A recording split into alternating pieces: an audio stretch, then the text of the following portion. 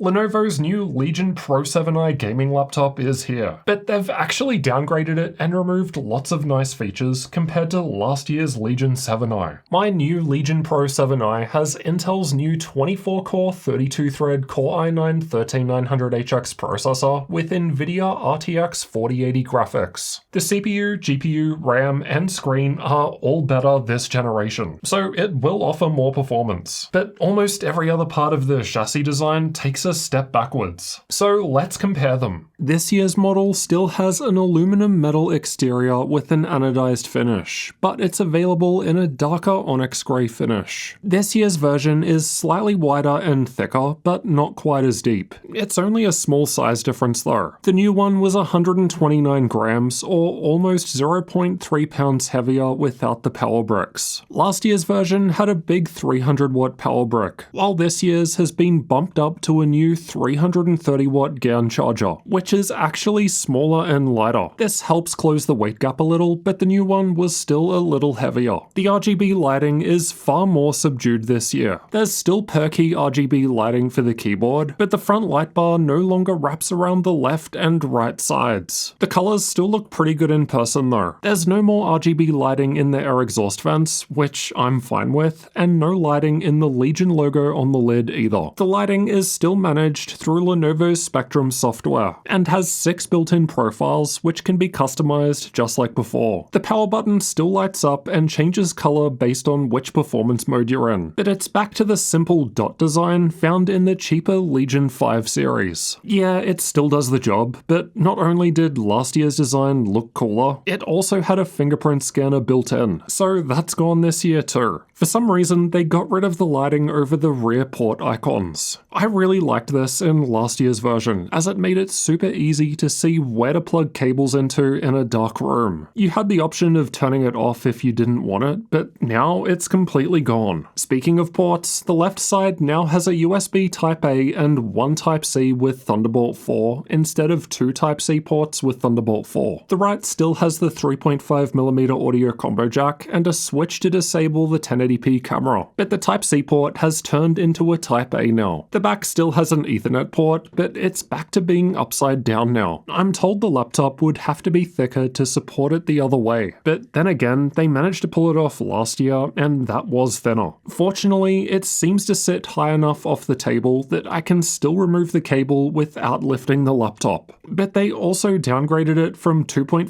gigabit in 2022 to gigabit in 2023. Otherwise, the rest of the ports seem to be the same, with USB Type-C, HDMI 2.1, 2 more Type-A ports for 4 in total, and the power input. So this year's model has 2 Type-C ports and 4 Type-A ports, the inverse of what last year's had. But both of those Type-C ports on the new model can be used to charge the laptop with up to 140 watts, which is an improvement compared to last year's model, which only supported Type-C charging on the one rear Type-C port with 135 watts. Unfortunately, Lenovo still do not appear to be using the Power Delivery 3.1 standard to pull this off, as they note that it requires 20 volts and 7 amps, while PD 3.1 uses 28 volts and 5 amps. So this certainly isn't ideal, because it means that a number of third-party Type-C chargers won't be able to give you the full 140 watts with the new model. It'll probably still be limited to 100 watts, just like last year, unless you get a special Lenovo charger. The touchpad is the same size as last year's version and still feels nice to click, but it's got a mylar or plastic surface now compared to last year's smoother glass finish. And I also found it slightly louder to click.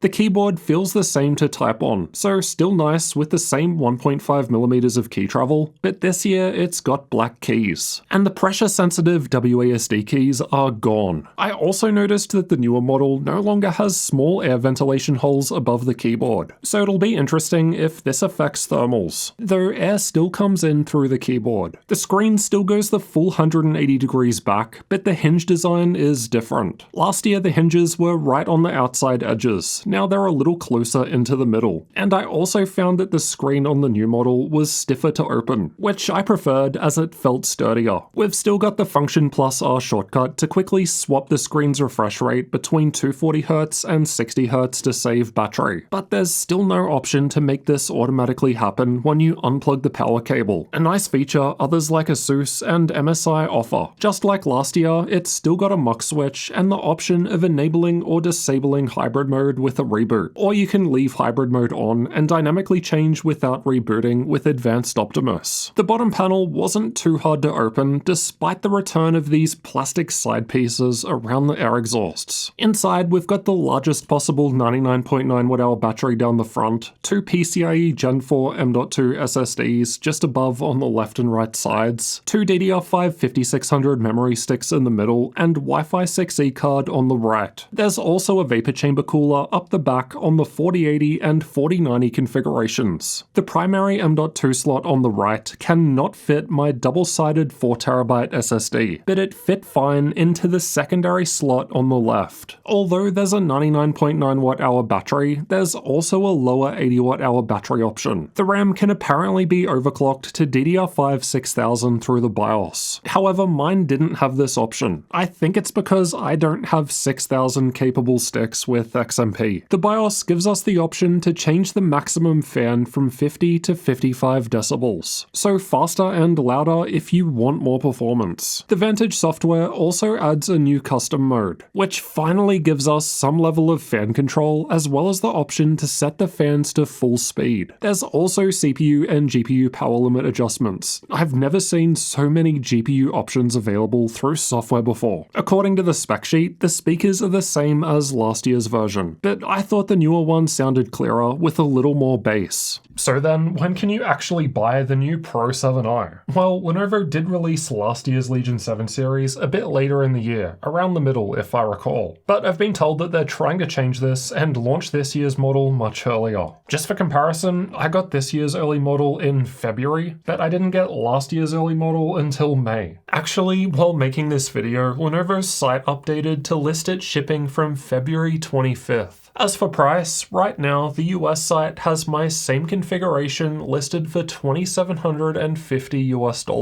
So not cheap, but it's still around $1,000 less compared to the RTX 4080 in the Blade 18 I recently tested. So then, is this year's Legion Pro 7i worth considering? Well, compared to last year's Legion 7i, the new version is thicker and heavier. The touchpad is plastic instead of glass. The fingerprint scanner is gone. The rear port icon lighting is gone. The pressure-sensitive WASD keys are gone. The Ethernet port has been reduced from 2.5 gigabit to gigabit and been turned upside down. There's just less RGB lighting overall. And personally, I just don't think the design looks as good. I don't know, I just really liked the brushed metal trim finish around the edge of last year's version compared to what this year's is doing. But of course, that is subjective. At the end of the day, none of these changes are super serious. It's just that the Legion 7 series has been Lenovo's premium gaming laptop option with all the extra bells and whistles. So it's sad to see these nice-to-have extra features removed, especially when they're adding the Pro name onto the model this year. I'd argue that it's less pro when you start taking away features instead of adding them. The only improvements I could see from this year's model are the smaller power brick, the sturdier hinge, and the better sounding speakers. The Vantage software update to customize fan speed and power limits really is the cherry on top. I'm not sure if it'll also apply to older models, although I've got no doubts at all that the new faster CPU, GPU, RAM, and screen will offer better gaming performance than ever. I think the actual chassis design is a step back this year,